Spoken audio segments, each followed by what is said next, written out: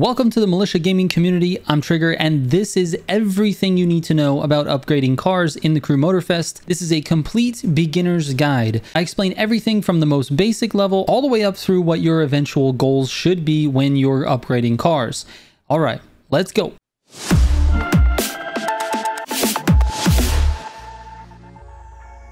Real quick before I get into the video, if you're looking for a community of racers to play with, join our Discord. There's a link in the description down below. That's also where I do all of my giveaways, and we have every topic in there from the Crew Motorfest, the Crew 2, to Need for Speed Heat, Need for Speed Unbound, everything Need for Speed, and all kinds of other racing games. There's over 14,000 members there, so hit that link and join us. All right, let's get into this. So I decided to make this guide because it seems like there's a lot of new players coming to the Crew franchise for the very first time.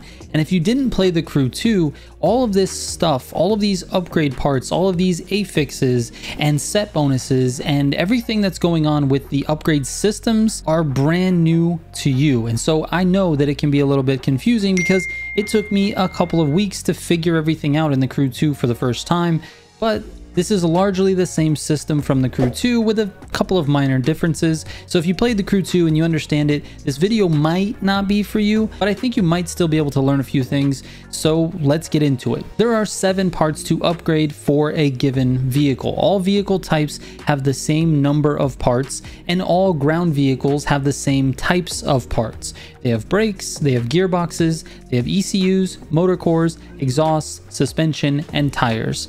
The planes and the boats obviously have different names to those parts, but they still have 7 parts that affect their performance. Each part will affect what's known as the performance level, aka the perf level, as you can see on the upper right hand side of the screen. The left number is your current perf level, and the right number is the max you can get for that vehicle type. All street tier 2 cars max out at 750 perf level. Each part that you equip will also have an effect on the vehicle's stats. Now, the color of the part is the rarity of that part, and the rarity does not affect the stats or the perf level differently per rarity.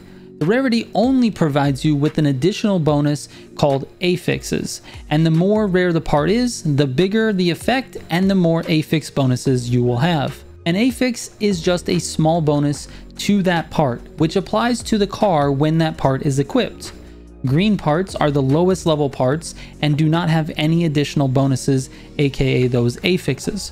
Blue parts are the next tier up, and they provide you with 1 affix. Purple parts are the next tier up from blue, and they provide you with 2 affix bonuses. And finally, yellow or gold parts are called legendaries, and those provide you with 2 affix bonuses and an additional bonus called a set bonus. The set bonus does not apply unless all 7 parts on your car, that's every single part that you can equip, brakes, gearbox, ECU, motor core, exhaust, suspension, and tires. If you have all of those parts with the exact same set bonus, then that set bonus becomes active. So to fully build a car, ideally you would have 7 legendary parts at the maximum perf level, all with the same set bonus and all with the same affix bonuses. And if you do that, you'll have the maximum amount of performance and the maximum amount of bonuses. Now, there is one more thing you need to know about affixes and set bonuses. Affixes can be re-rolled, meaning you can change the affix on each of your parts, but set bonuses cannot change. Whatever set bonus you get on a legendary part, it is stuck like that. So the set bonus is what defines what that legendary part actually is. Re-rolling, which the game calls recaliber, as you can see in the bottom right hand corner, is very common. Generally, you're trying to get something like the affix called Pure, which gives you extra NOS power. This is a tremendous weapon when racing. As you can see by this fully leveled Hurricane, I have Pure on all 7 of my parts, and so my nitrous is 35% more powerful than someone who has no Pure on their parts. 35% is huge. Also, I've re-rolled these parts to have the extra pump as my second affix on all of these parts, which increases my nitrous refill speed by 5% each, which gives me 35% faster nitrous refilling. Now, I have 35% more power and 35% faster refills. It makes a ridiculous difference in racing. Those bonuses alone can mean 10 to 20 seconds in a race. Now, in addition to that, with this particular set, all 7 parts are a Nitro Chemist set bonus. So that means I'm getting twice as much NOS as someone without that set bonus. So that is just mind-blowing. You have twice as much NOS, it's 35% more powerful, and it refills 35% faster than when you don't have these affixes and set bonuses. You can see where I'm going with this. This stuff is extremely important to being fast in this game or just being competitive. Alright, to reroll an affix, you will need to pay some bucks and some spare parts. Spare parts are earned when you scrap another part. The more rare that part is, the more spare parts you're going to get when you scrap it. I don't recommend scrapping any of the legendary parts until you know for sure you have the parts that you need in a given vehicle type. And that's another thing.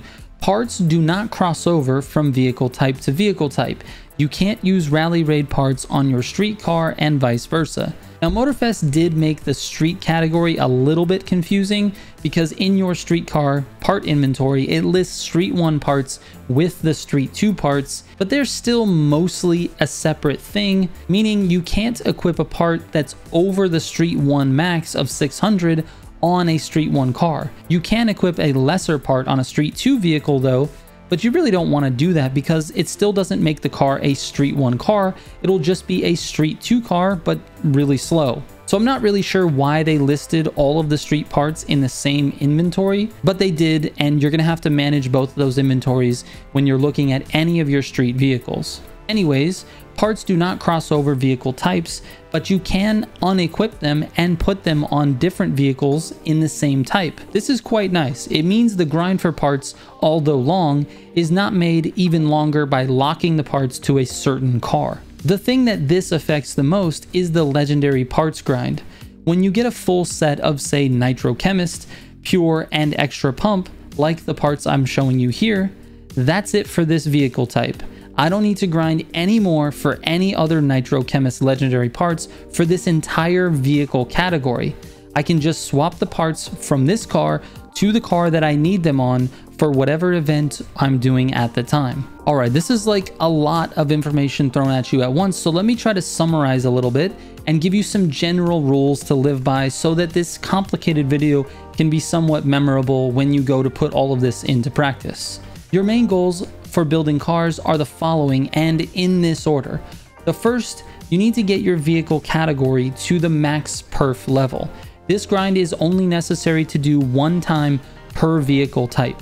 After that, you need to acquire all the legendary parts for a given vehicle type. Also, this only needs to be done once per vehicle type because I mentioned before you can swap parts as long as it's in the same vehicle type. There are 42 unique legendary parts per vehicle type.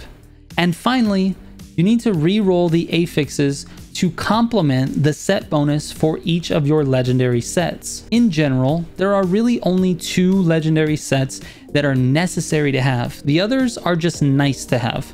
And those 2 are Nitro Chemist and Scorebreaker.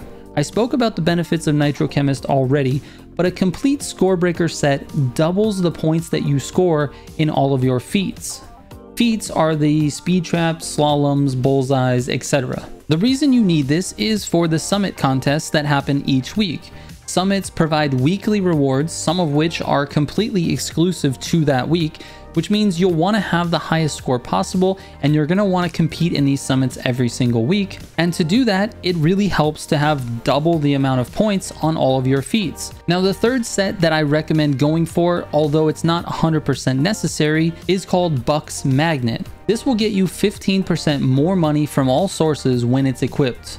It's nice to be able to earn more money, especially later in the game when summit contests are the big priority and you are constantly buying cars. Random side note, there are 30 different affix bonuses, and if you want to see a full list of them and see what each of these does, you can look at your legend points menu.